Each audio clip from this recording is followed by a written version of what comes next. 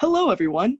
I'd like to welcome you to today's very special webinar, Strengthen Your Hypermobile Core, a home exercise approach for EDS, HSD, and hypermobility with Jeannie. The Society is in the process of programming a fair amount of movement webinars and videos for our community during this time. One of the most important things that those with hypermobility need to keep in mind as more and more of us get put under a shelter-in-place order or are self-quarantining is that we're not letting our bodies decondition. It is very easy with the way life is right now to let our bodies decondition over the next few weeks. So hopefully, by providing this movement-based programming, we're able to help our community stay strong during these unsure times. Another fantastic resource to keep from deconditioning is the Zebra Club, created by our wonderful host today. She has made her program free of charge for the next 3 months, just so we can stay in good shape. Thank you so much for that, Jeannie. I think our community really appreciates that. Thank you. You can find my pleasure. You can find more information on that on our COVID-19 page. If you scroll down to our ideas for when housebound, you can find it under the link labeled physical activities. Now, that being said, my name is Sarah Jo Ritchie. I'm the volunteer coordinator at the Ehlers-Danlos Society, and I'm your moderator today. Now, this webinar is not part of our ongoing series Living with EDS and HSD, but it's going to work pretty much the same way. So that means the webinar attendees will be muted at all times during the webinar, but you are able to type any questions you may have throughout the presentation into the question box at any time. Jeannie will not be able to see or respond to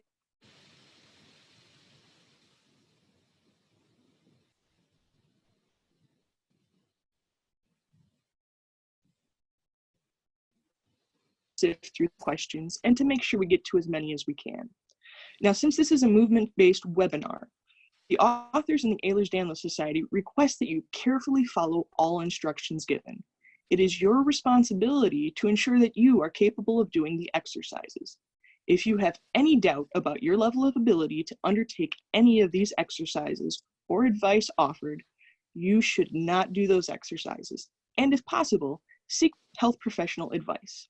Please participate at your own risk. The authors in the Ehlers-Danlos Society accept no liability for personal injury related to participation in this exercise or activity. Now, Jeannie joins us from the UK, where she is a Pilates and rehabilitation teacher, the author of the book Pilates Without Tears, and founder of the London-based studios Create Pilates. She has been teaching Pilates since 2008 and is trained with internationally renowned organizations Polestar Pilates and Body Control Pilates, and is a certified member of the Pilates Method Alliance. Jeannie's areas of expertise are rehabilitation from injuries and illness, chronic pain management, and hypermobility syndrome and EDS. Being hypermobile herself, she was drawn to the field and now has a large client base with hypermobility and EDS. Through working on her own body and with her clients, she has devised and structured a Pilates-based program called Strengthen Your Hypermobile Core. Thank you again so much for joining us today, Jeannie. So thank you for that introduction. And as you said, we're going to talk about Strengthen Your Hypermobile Core as a home exercise program, because most of us are now at home for a lot of the time. So let's get started. So I just wanted to, those of you, I know some of you might not have heard of me before. This might be your first time. So we've already had an introduction, but there's just my sort of professional bio, as it were. So everything's pretty much been covered. But I'm really honored to be here and help share this information with you this evening or today, wherever you are listening to this. We're going to come on to it later, but since I launched the program or announced that I was going to gift this to our community to help us through this unprecedented time, you are all amazing, because we've had over 5,000 zebras sign up for the program. And one of the things, I've collected a lot of you keep sending me all your comments because I'm really appreciating them. But I've had a lot of comments, people saying, oh, you really understand what it feels like. This is the first time that somebody has been able to teach me exercise and really understand, because I understand maybe a lot of you have already downloaded the program and started doing the exercises. So I wanted to just share, that's my professional bio. I'm not going to spend a lot of time on it, but I wanted to just show you my personal bio, my EDS journey, and it will kind of help you understand maybe why I can convey those feelings of what you are going through when you're doing exercise, because I've probably, you know, we're all different obviously, but I've experienced a lot of stuff that probably a lot of us have experienced. So I'm not going to go into detail, but you know, if you look at the top, my chronic pain started at 12, and it just, if you follow the arrows around, lots of issues through pregnancy, chronic fatigue, heart problems, pneumonia, and all the way around. It took me 35 years to get my diagnosis. It wasn't until 2018 I got an official EDS diagnosis, because I got my mast cell activation after a very stressful situation in my personal life. So I've kind of been there. I've struggled with physio, I've struggled with exercise, and I had to find a way to rehab myself out of that pain. And that's how the method kind of came about. This is what I believe. Every zebra has a right to be zebra strong. So no matter where you are now in your journey, whether you're already exercising or you're just starting out and you don't know where to start, there is opportunity for all of us. Whether you're, you know, I've had people writing to me this week who have been bedridden and they're now up doing, you know, things that they never thought they were able to do because of working with these programs. So every single one of us has the right to feel zebra strong, and I hope I can convey that and help you, you know, give you the hope. I know a lot of us are kind of like without hope sometimes when we've tried so many different things. So I hope this evening we can all go away feeling a little bit hopeful about our exercise future. So as we said at the introduction, I originally trained in Pilates back in 2006. And I know many of you will have tried Pilates, and what I found that Pilates wasn't always suitable. It had to be modified in some way when I was dealing with my condition and with my clients' conditions, because it had to be unique, because we are all unique. We all experience this condition in different ways. And we have physical symptoms, and I've listed a few of them there. Obviously, there's plenty of symptoms, but chronic pain is a big one. That's a big reason why people come to see me in the first place, is because of their chronic pain, which obviously joint instability is a contributor to that chronic pain. And then our subluxations, some of us are stiff, but also flexible, headaches, gait patterns caused by flat feet, all of these physical symptoms that we can know about. But then there's this emotional and psychological side that, again, fear of movement really stands out, is a biggie, because when you've tried lots of different exercise approaches, maybe they haven't worked out quite as well, things have made you feel worse. I often feel that things make people feel worse. You're going to have anxiety, stress, fear around that movement, and lack of confidence. So it's really, really important that whatever we do makes us feel confident. And so I looked at different things. I looked at biomechanics, I studied some neuroscience, some pain management. And that's why I call my method movement therapy as opposed to pure Pilates, because it has lots of different elements coming into it.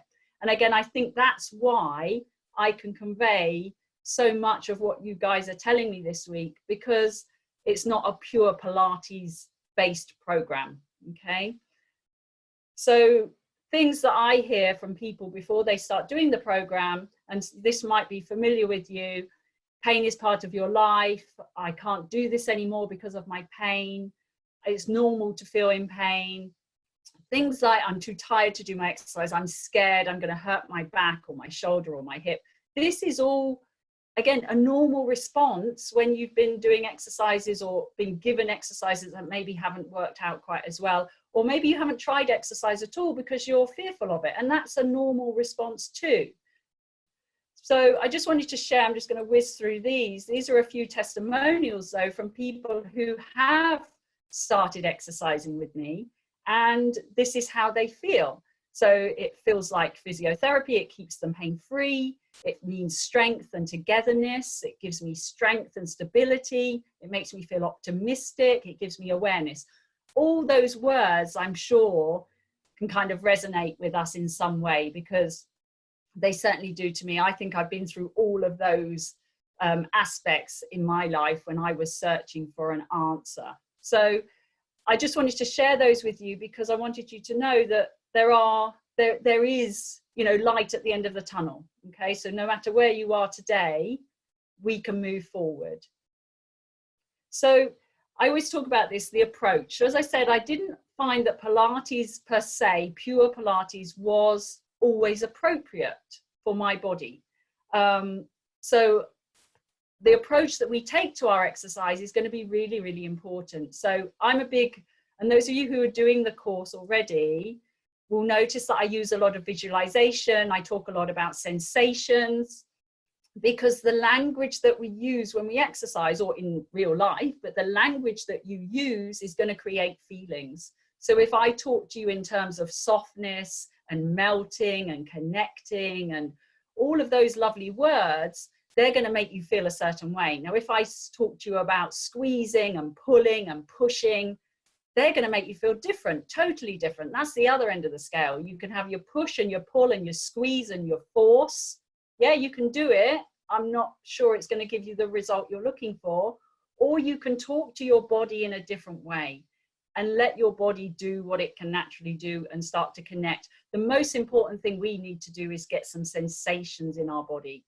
So the feelings we create in our body are going to impact the movements that we make, okay? And speed of the movement. So if you notice, those of you that are doing the course, and if you're not doing the course, hopefully you'll download it at the end of the webinar, but you'll notice that things I do in the course are very, very slow. So oftentimes Pilates can be quite quick, and it's like, come on, 1, 2, 3, 4. Again, when we go into that fast, I'm not saying there's anything wrong with doing things fast, but when you're trying to rehabilitate and connect with your body, you want to get into these foundational aspects where you go slow, because in the slowness you build sensitivity. Now, the one thing that we often lack is sensitivity, is proprioception, is connection. So how can I get that? I'm going to slow everything down. I'm going to give my brain a chance to notice what I'm doing. And so through going slow, you're going to get stronger. So that sounds ridiculous, but I promise it works. The slower you go, the harder it is, because you're not whizzing through emotion and just letting your joints kind of do what they want to do. We're making them work, and you're going to get stronger. So that's great. And it's nice and safe. Yeah, going slow is going to be safer.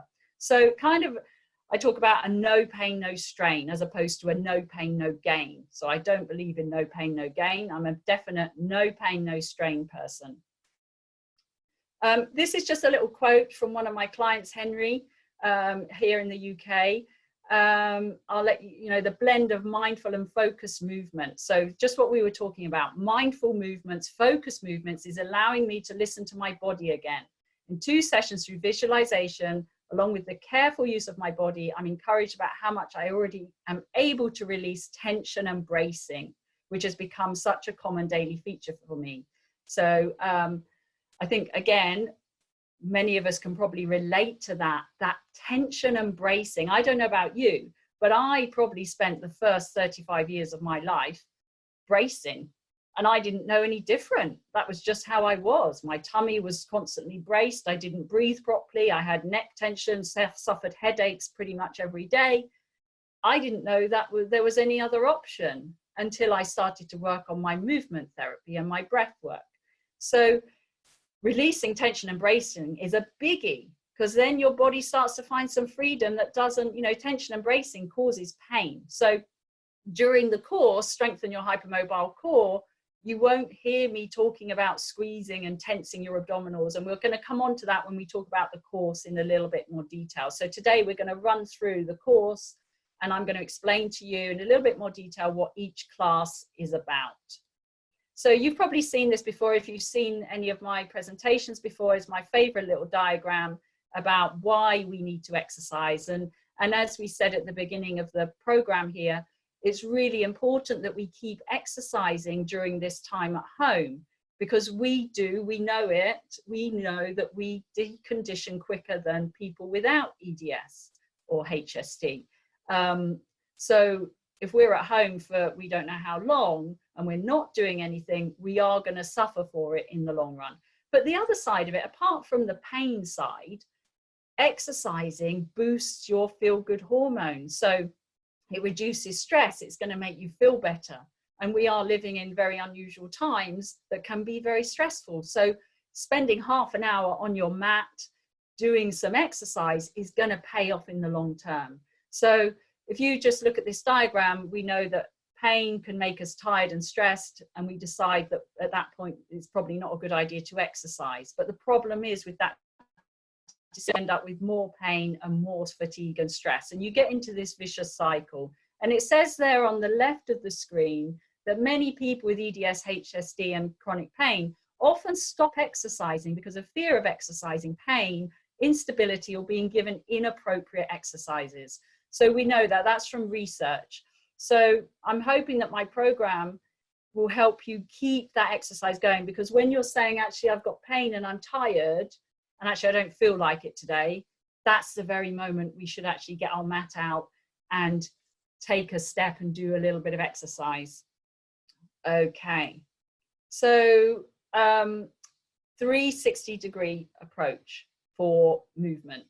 So again, if you've been looking at my program already, you've downloaded it, you'll probably realize that it's not a mechanical program. I'm not teaching you do this, do that. I'm inviting you to explore possibilities through breath work, through sensation. So it's not necessarily about, and again, I don't like, you know, it's got to be done like this and it has to be perfect. Yes, I'm telling you about alignment and safety and things that can go wrong when we don't have alignment. Yeah, we might twist, we might turn. So that's all important. But I'm not a perfectionist. I don't want things done rigidly and it has to be done like this. We're also integrating, excuse me, integrating the body. So we're trying to work as a whole body unit, not individual parts. And 6 integrated elements that we're just going to quickly run through: breathing, relaxation, proprioception, joint stability, balance, and posture.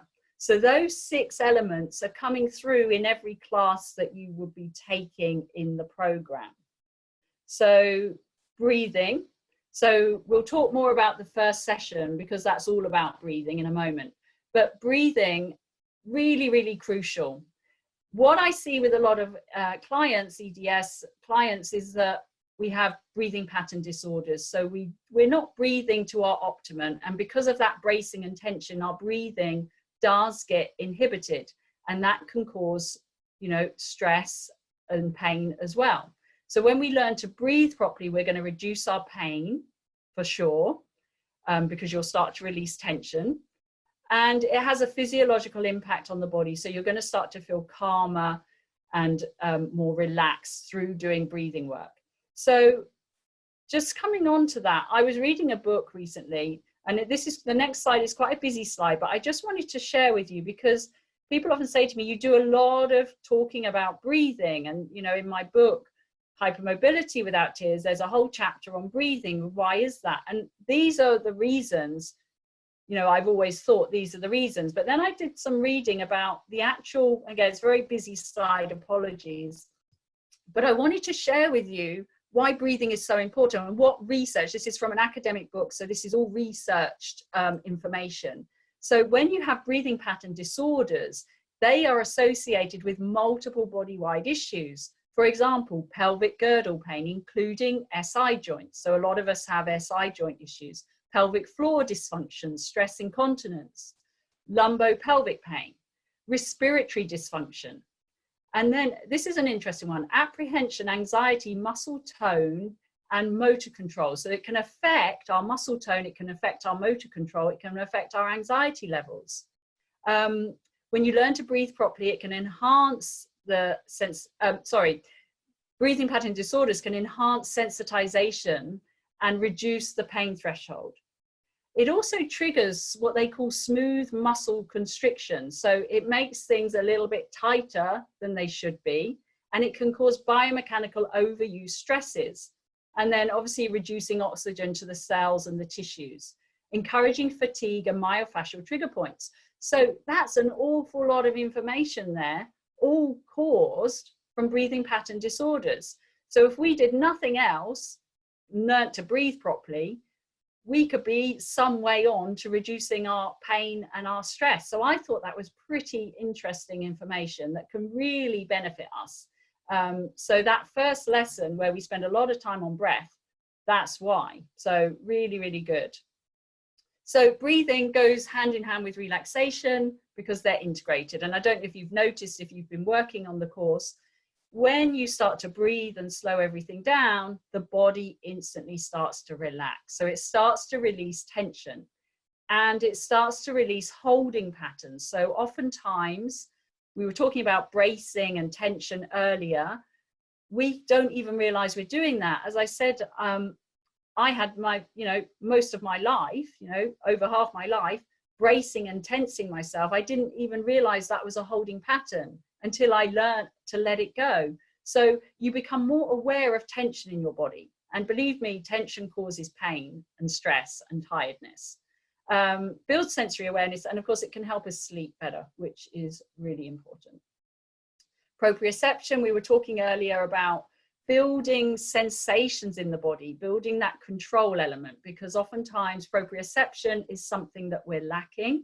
So again, when I'm talking to you in the course about, can you feel that, can you notice that, be aware of your breath, etc., I'm helping build your proprioception. So I want to increase your awareness, I want to increase your control, because I know that when we start to control our movements, control our joint control, not go to end of range movements just because we can, and I start to rein things in, pain levels go down. So I see that time and time again. So a control is really, really important.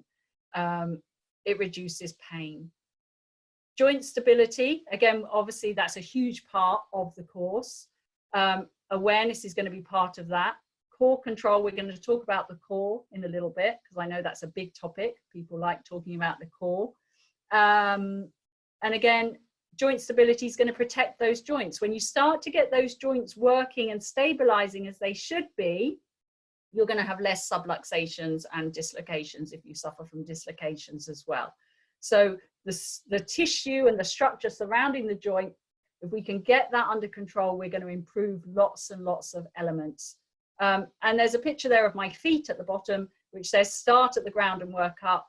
The last lesson in the course is all about working from the ground up, because your feet really are your foundations. So we get to that at the very end of the course, because hopefully we've got enough of all the other stuff going on that we can start to work on the feet. And then obviously balance. So when we start working on the feet, we can start talking about balance, essential for our everyday living. We have to. Walking is the act of balancing. You have to pick one foot off the ground if you want to walk. So all of these things, integration, stability, strength, essential for our everyday activities. And that's going to come through in the course. And that's what leads to good posture. So good posture can't really be taught. Someone can't really teach you posture, because you have to prepare your body to accept the posture by all the other background work that you've done. And one day you'll just notice that you're holding yourself different, that you feel different, that you don't have quite so many aches and pains. And that's because you've done all this work and everything's come together. So whole body awareness and integration. And the great thing about all of this stuff is, because we're not teaching you mechanical movements as opposed to do an exercise, we're actually talking to your nervous system. So we're actually reprogramming the body. So you can think of it as a computer hard drive. What we're trying to do is wipe the hard drive from all the patterns and the holding patterns and the faulty movements that you might have through no fault of your own. It's just your body's done its best to cope with what's going on and moving about every day. It serves you really well, but can we improve it? So we replace your hard drive with a new one that is more sensitive to movement, more aware, more coordinated, and that's what's going to help us move on. So changing the nervous system is really a forever. So it's really great. Okay, and there's just a list of benefits that that we know of and people have told me. So strength and control of range of movement, improved muscle tone. We know that's going to give you less pain. All the things we talked about, improved breathing patterns, injury prevention, good tension in the body. So not unhelpful tension. So we need some kind of tension in the body to hold us up. Otherwise we'd just be sort of a sack of potatoes sagging around. So tension is good, but it has to be the right sort of tension, not that bracing rigidity tension. overall sense of wellness and calmness, which we talked about earlier, and clearer thoughts and less brain fog. So there's a whole host, and I could probably write more and more of those that we can benefit from doing this sort of exercise. Okay, so now we get onto the course itself. Now, I don't know how many of you were aware, and some of you who are listening might have been in this research project. So last year, we launched a groundbreaking research project using Strengthen Your Hypermobile Core. And you might be familiar with this picture because this is on my website and you have to go through this to get to the course.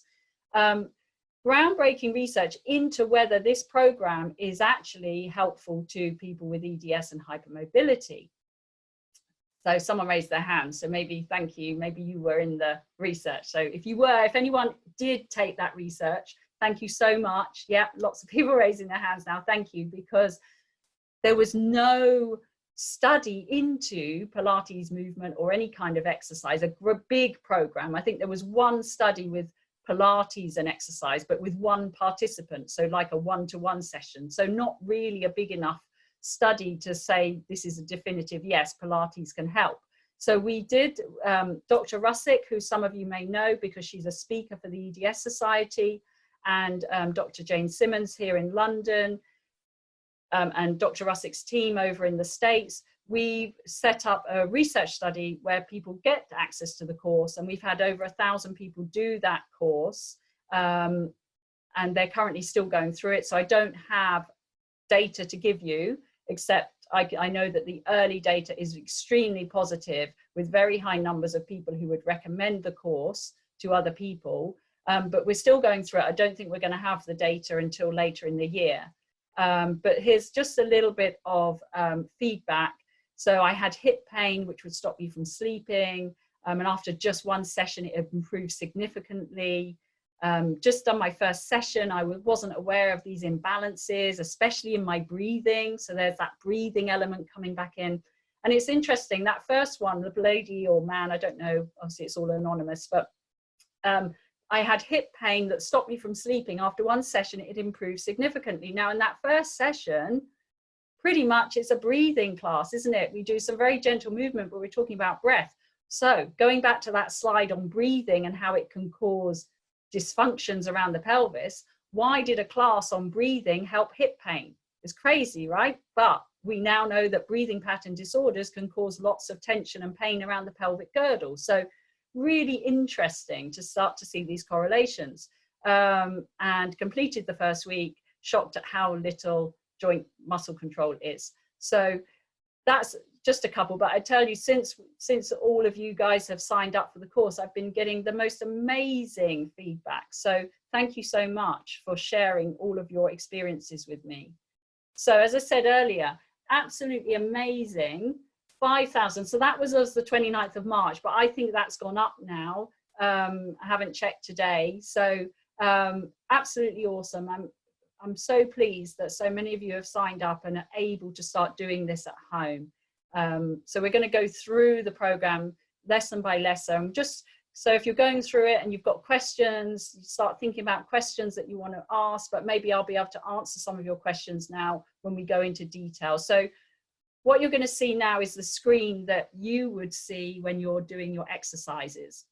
So session 1 is called Awakening Gentle Awareness of the Body. Okay, so and at the top there I say breathwork and sensation. So that first lesson, done pretty much lying down for most of it, all about finding that breath. So where is the tension in the body? What does it feel like when I breathe? Can I start to notice those holding patterns? All of those things we were talking about, starting to already work on your proprioception. And I know one of the questions that I have is, can I do this in bed? So certainly lesson 1, it's all pretty much supine. You can do it lying down. And one of the questions is, a lot of the time, how can I modify it? Please feel free to modify any of the exercises that works for you. Okay, so obviously we're all different. There are going to be some people who don't like lying flat on the floor, who don't like seated. There's no right or wrong in that sense. So feel free, if you need to adjust, if you need to, and I know some people are doing this, break these lessons. They're 30 minutes, which for a new person starting out could be a lot. So break it into 10-minute sections. That's okay. You know, this is your time. This is for you. So if I need to do 10-minute sessions, that's absolutely fine. Okay, so please don't worry that you're doing anything wrong. You're not.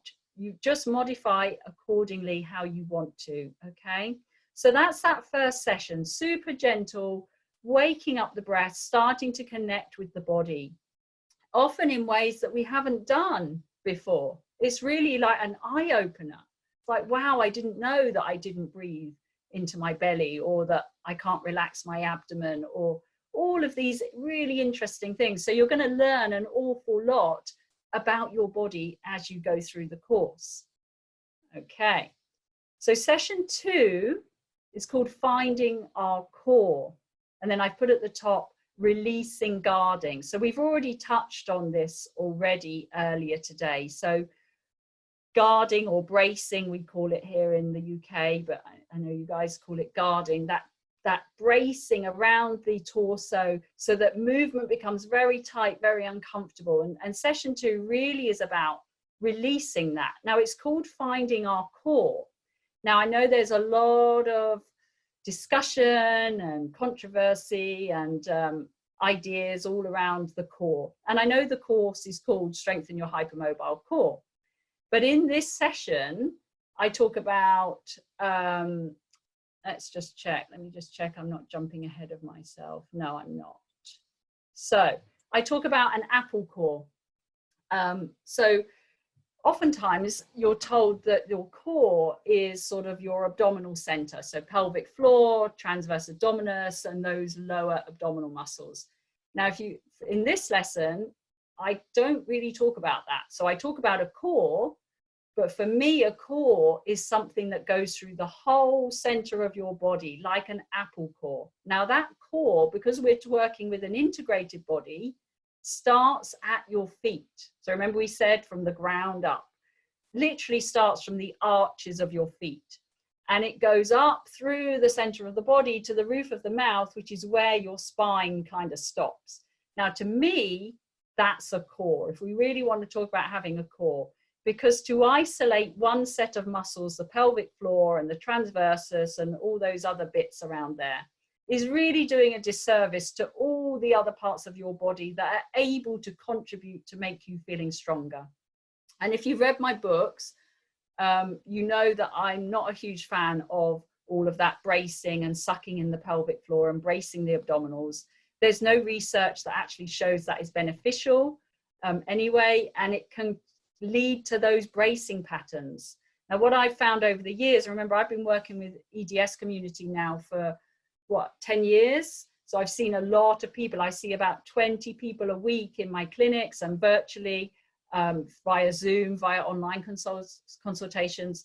And as I said earlier, they come to me because they're in pain. Now, when we start to, and a lot of times they've been told to do that whole pelvic floor abdominal bracing thing. When I stop them doing that, the pain starts to diminish, and in some cases just totally disappears, because when you start to bind down your pelvis with a lot of tension by bracing, it can be a huge cause of pain. Okay, because also when you try and do that pelvic floor sucking in tummy muscles thing, and then try and move and breathe in the way we've learned in session 1, it's going to be extremely difficult, if not impossible. Okay, so we want our movement to be relaxing. We need to feel safe. We need to feel secure, because a lot of us have this fear of movement, this apprehension. Now, if I'm already bracing and tensing myself, I mean, I'm doing it now just as I'm talking to you. I'm starting to brace my abdominals because I'm just talking about it. And it makes me feel tense all over my body. It just doesn't feel nice at all. So I don't see the point in doing that in an exercise class. We want to teach your abdominals. I'm not saying the abdominals shouldn't work. Of course they should work. They're an important muscle group. The pelvic floor should be responding to load that you put through the body. The abdominals should be responding to load you put through your body. But that doesn't mean you have to brace them and hold them for the duration of a class. So I'm totally turning it on its head what a core is. And there might be questions about that, which I'm happy to answer. But yeah, so that's my theory on the core. So it might be scratching a few heads at the moment because it totally goes against a lot of what is out there at the moment. Okay, so that's session 2. Session 3, where are my glutes? Good question. Where are my glutes? And I've written up the top there, posterior chain. What does that mean? That means the back line of your body. Now, in my experience, hypermobiles, EDS, we spend a lot of time in our front chain, so the anterior chain of the body. So we have tight pecs, we have tight abs, we have tight quads, we have a tight pelvic floor, because we're like this all the time, bracing, ready for almost protecting ourselves. The problem with that, apart from causing a lot of issues because we get tighter and, you know, dysfunctional in the front, we're not strengthening the back of our body. So what do I see a lot of? A lot of weakness or instability around the shoulders, sort of upper back muscles, this whole upper back sort of bra strap region, which then can lead to obviously very hypermobile shoulders, glutes, hamstrings, and feet. So the feet, the soles of the feet, flat feet, soles of the feet are considered part of your posterior chain.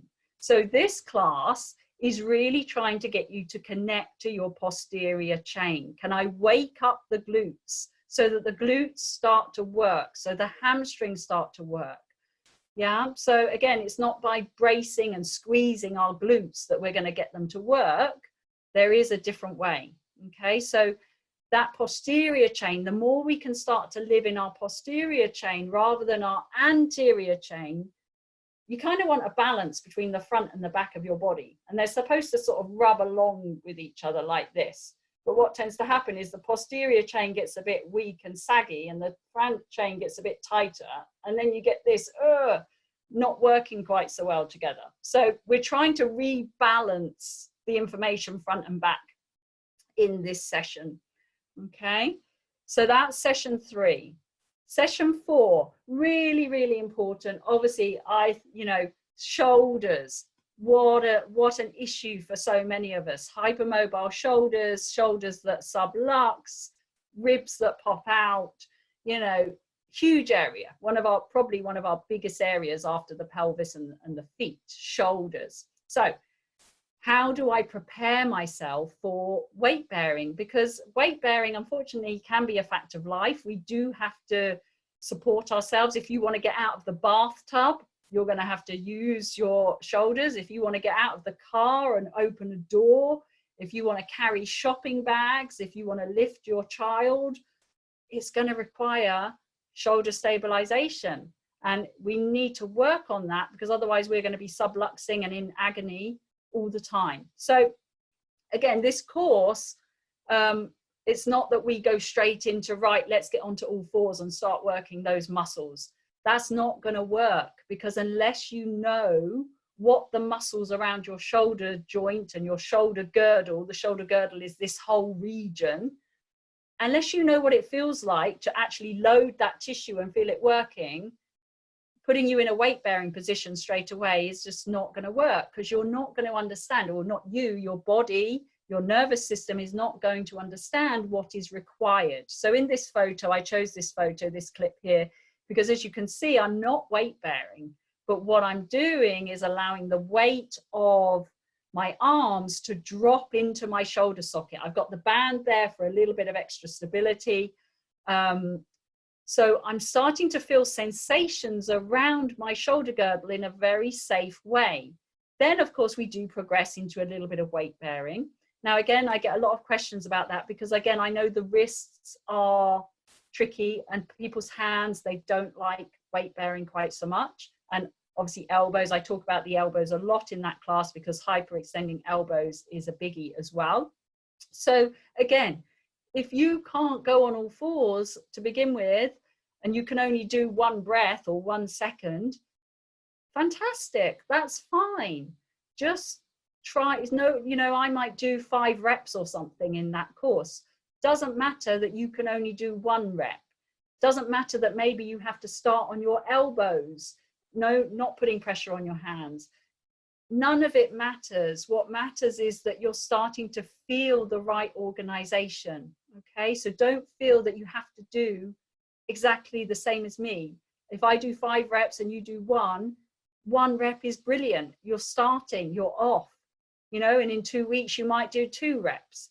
Yeah, I always talk to my clients about finding their baseline. Yeah, so if I said to you, right, let's go on all fours, we're going to do 10 reps or whatever, 10 of this, 10 of that. And the next day you say to me, oh my goodness, I'm in absolute agony. I did 10 reps and I'm in agony now. 10 reps, if I was telling you to do that on day 1, 10 reps would probably be too much for most of us.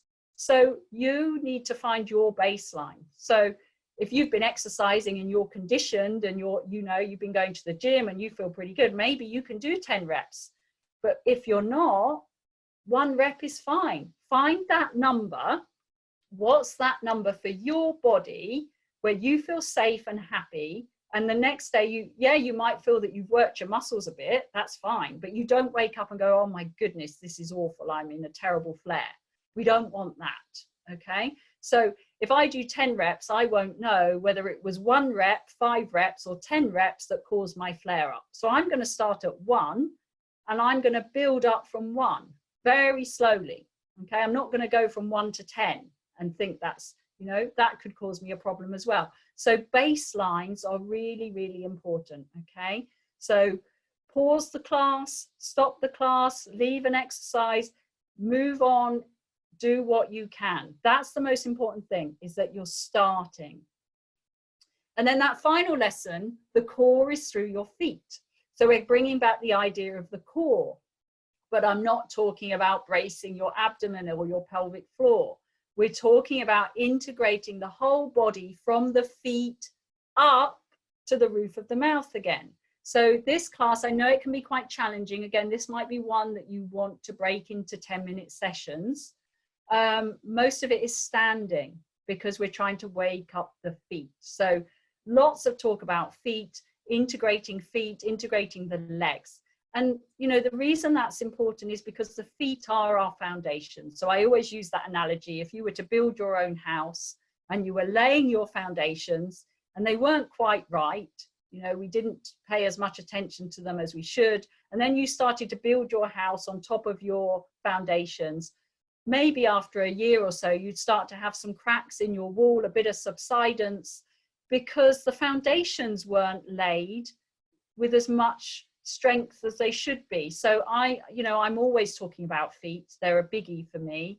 And if you're there thinking, well, I've got really flat feet and I'm pronating, and there are still, believe me, I work with clients who have had totally flat feet and we've rebuilt their arches through exercise.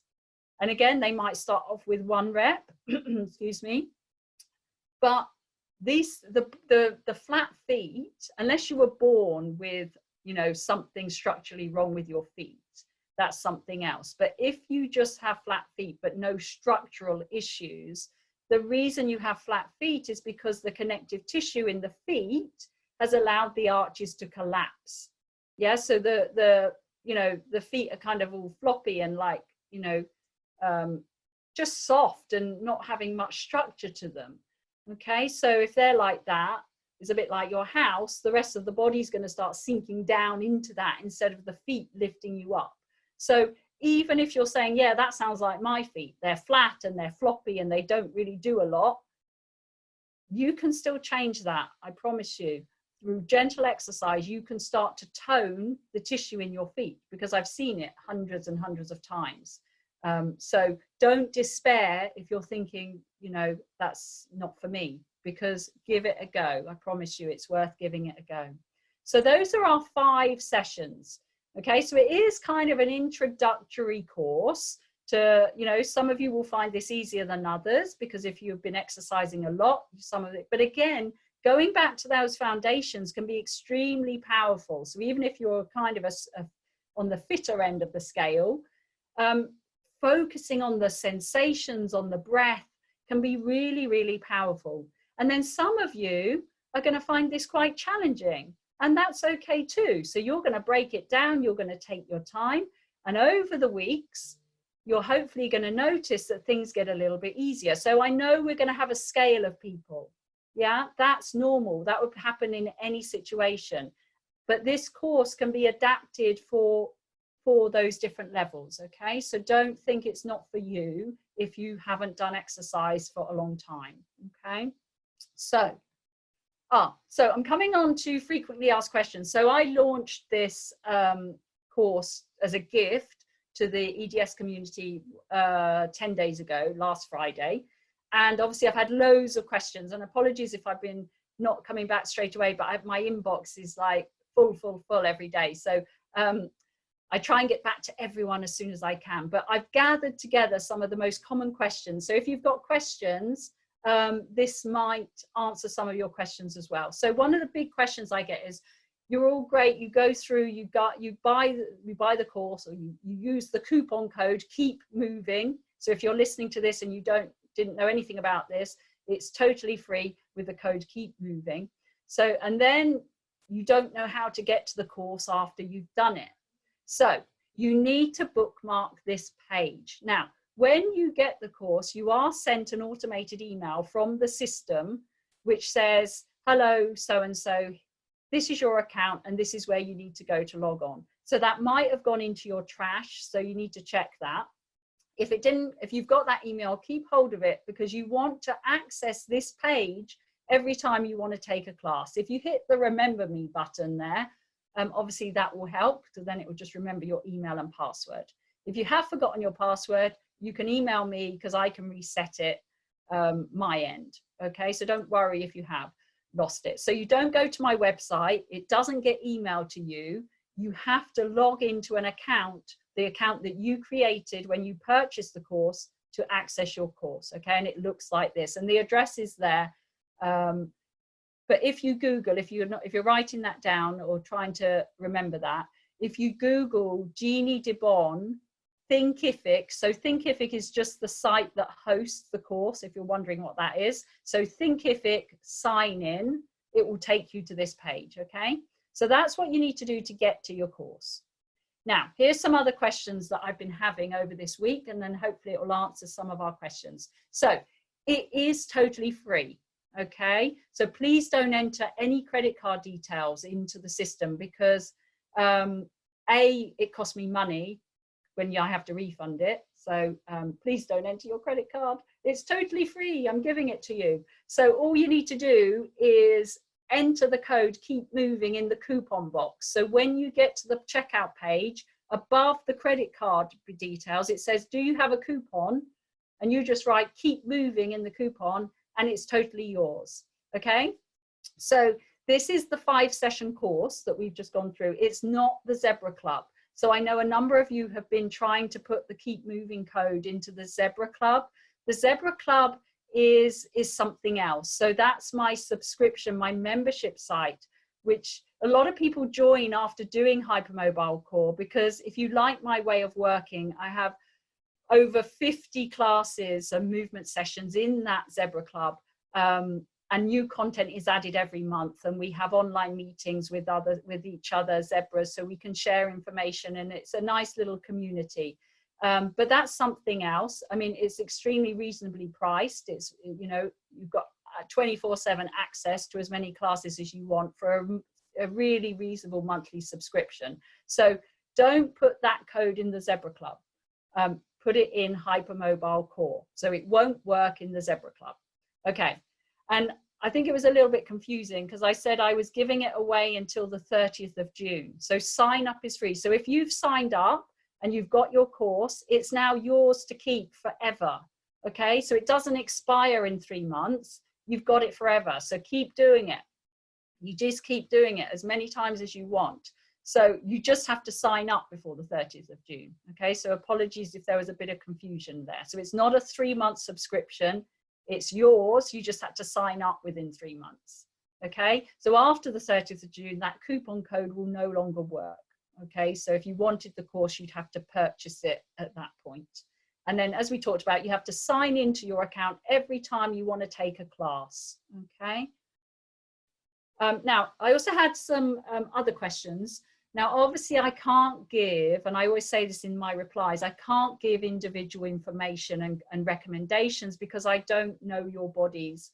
You're not, you know, physical clients or virtual clients of mine. We haven't gone through your medical history. I don't know your situation, but I can give you general information. Okay, so is it strenuous physical activity? That was one question I got asked this week. So again, that's kind of, it's difficult, isn't it? Because for some of us, it could feel quite strenuous. For others, you're going to say, actually, no, that's fine. What I will say is it's not high impact. So you're not doing, you know, burpees and planks and jumping around, and you're not going to be impacting your joints and things like that. So it's not strenuous in that way. A lot of it is lying down on the mat or in a chair. So strenuous in that sense, no. Will it be challenging for some of us? Probably yes, but that's okay. It's okay to challenge ourselves as long as we're not going into acute pain. And you know your bodies. If you're doing one of those exercises and you're like, actually, that's not quite right for me, I don't like that exercise, just skip it. Observe me doing it. You might pick up some tips, you might learn something, but just skip it. Yeah.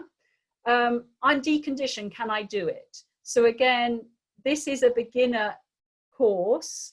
So yes, it's designed to get you from being deconditioned to more conditioned. So again, if you're deconditioned, you might find this challenging. You're going to break it down into segments that work for you, 10-minute episodes. Okay, so don't push. Remember, there's no pushing, no forcing. You do what's right for you. Are there levels in the program?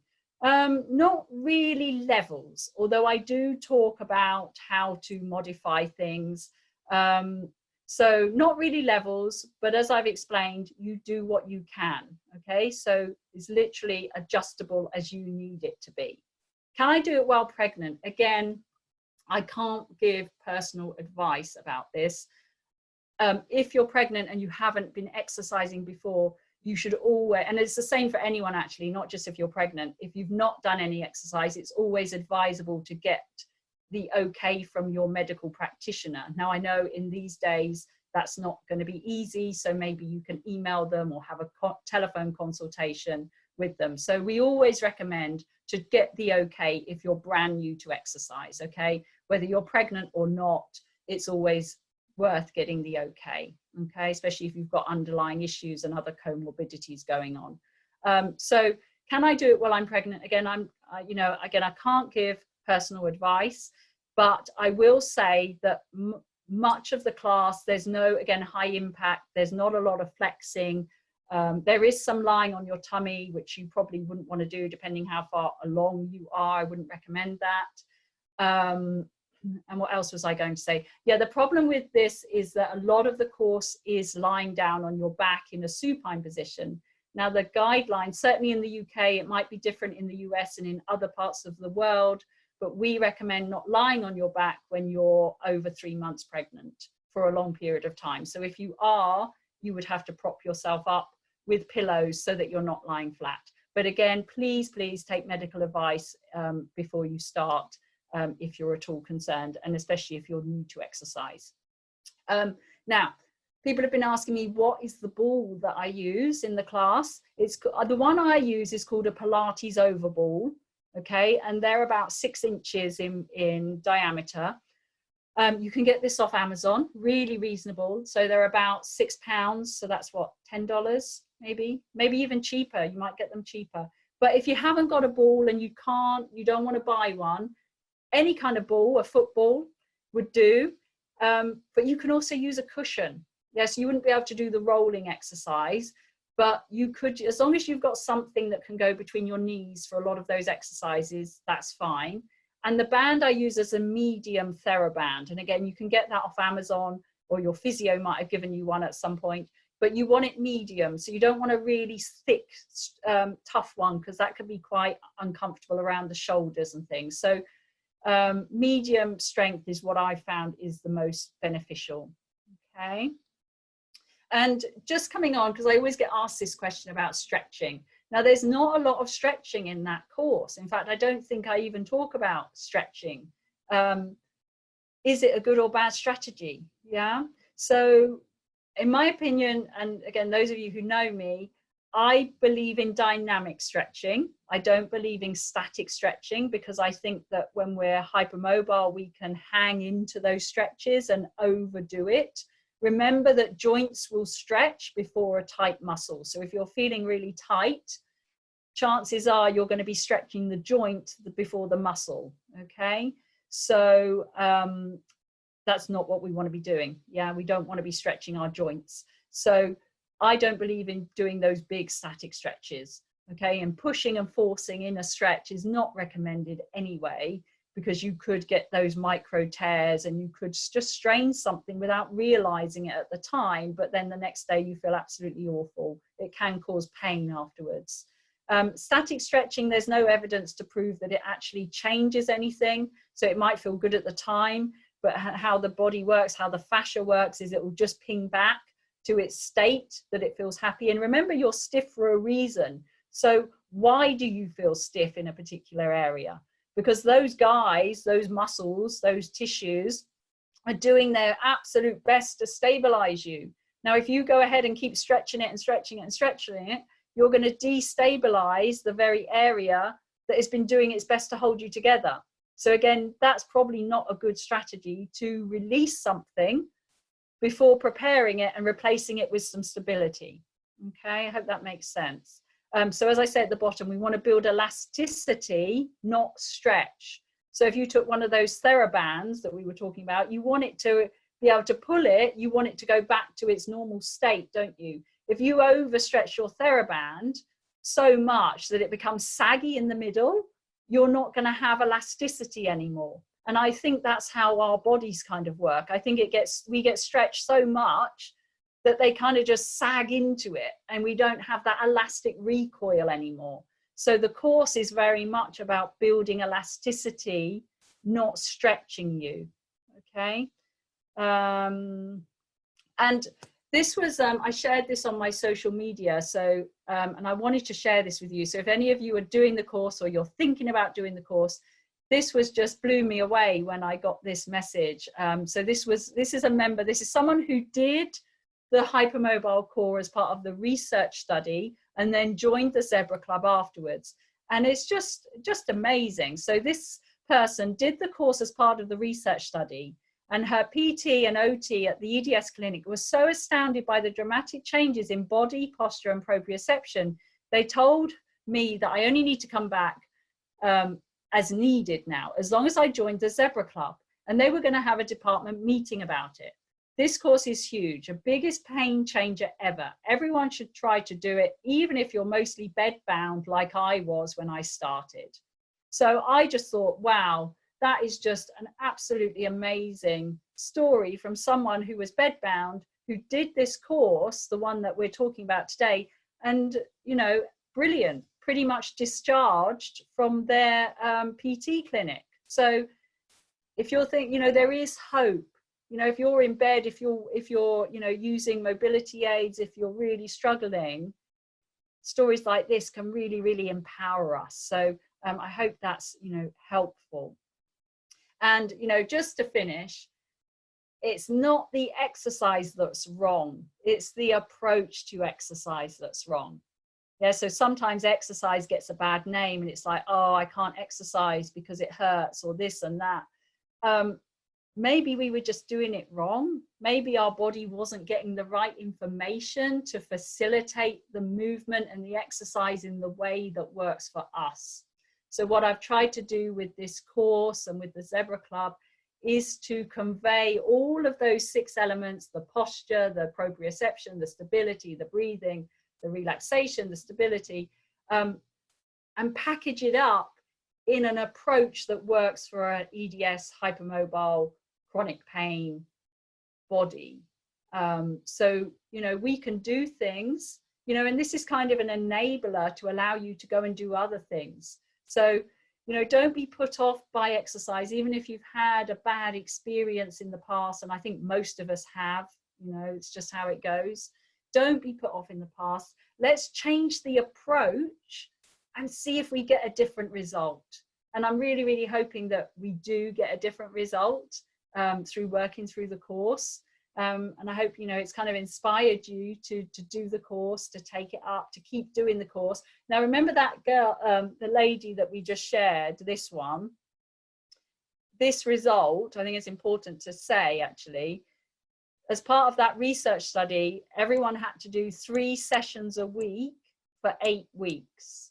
Okay, so to get results like this, where you can be from bed bound to, you know, up and about and discharged from your clinic, it does take an investment in your time, but it's 30 minutes 3 times a week. That's nothing.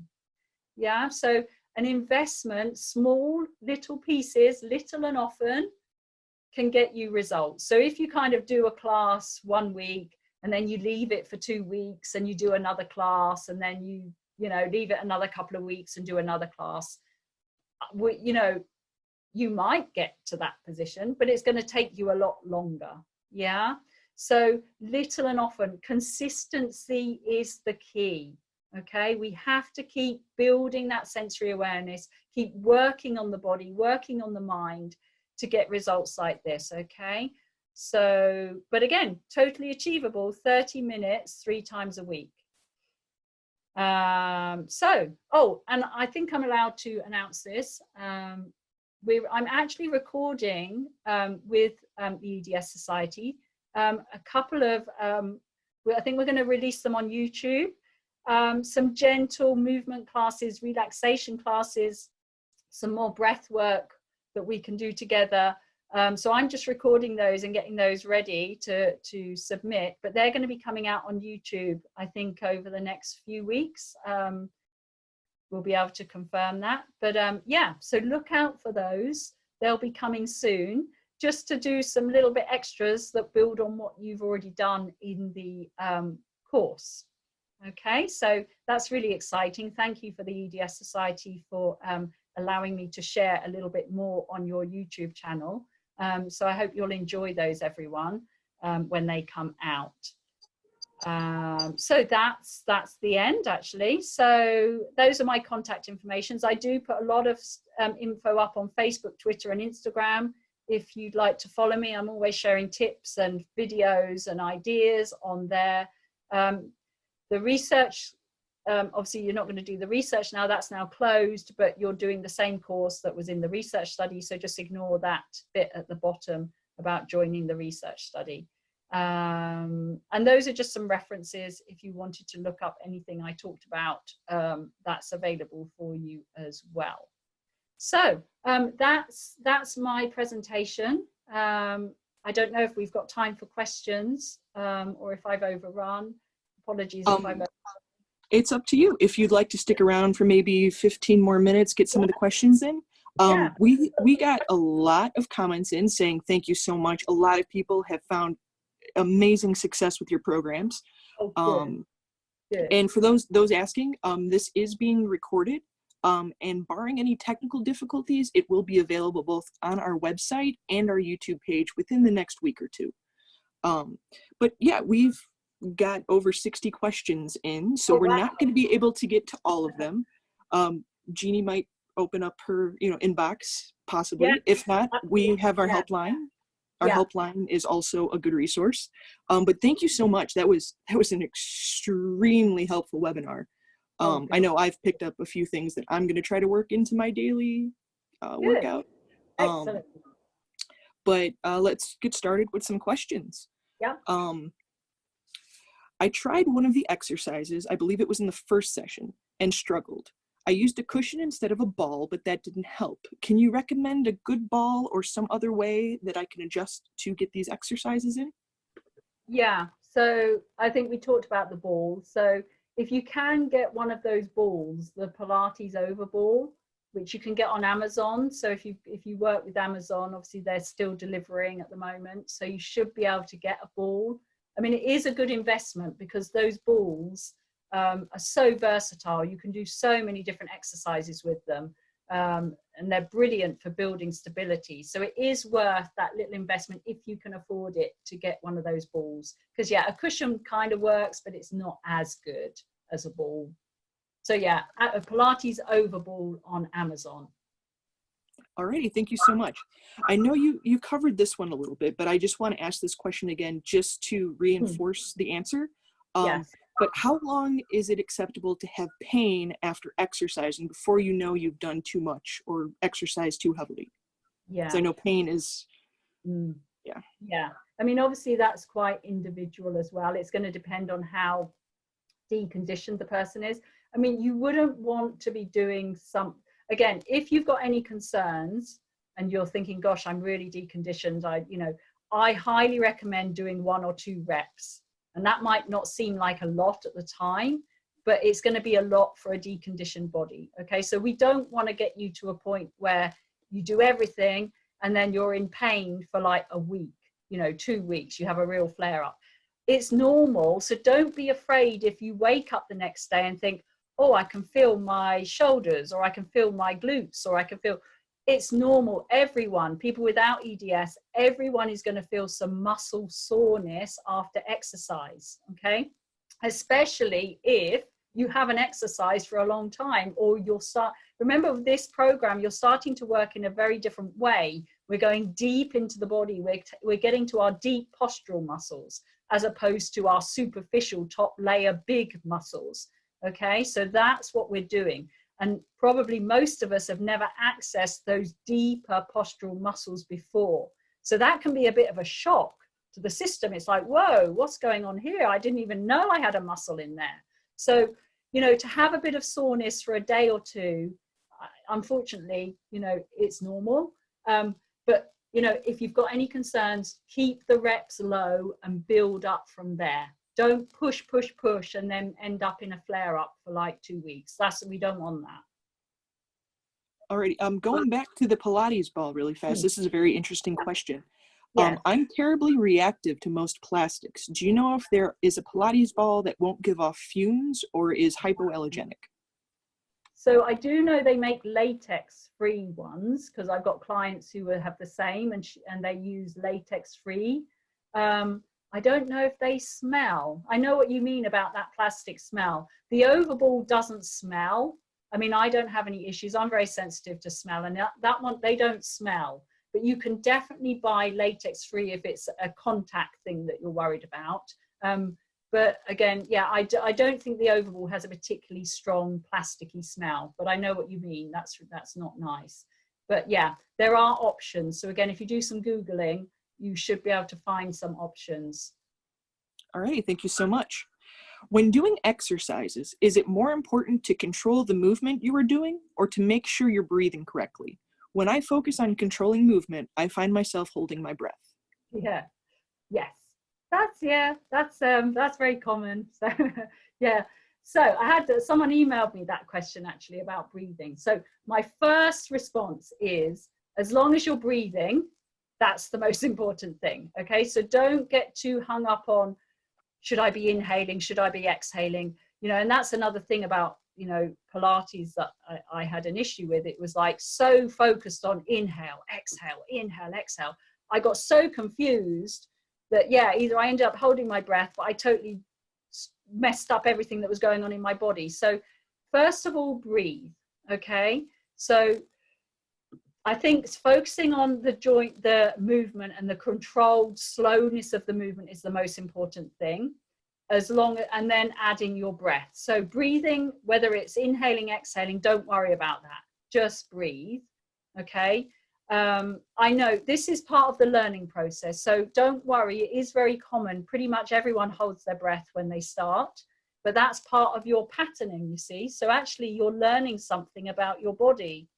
So maybe you hold your breath in other situations that might not be serving you so well. So don't worry.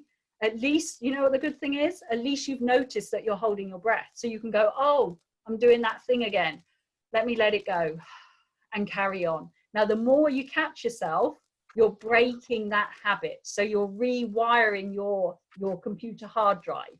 If you were carrying on and didn't even notice that you were holding your breath, that's a different story. You haven't tuned into that. So actually see it as a positive thing that you've become aware that you hold your breath when you try and control. And now we've just got to soften into that and let the breath flow while we're doing these very slow movements. And I promise you it will get better. It's all part of the journey. So don't give up, keep going. Alrighty, thank you. So this next question hits home.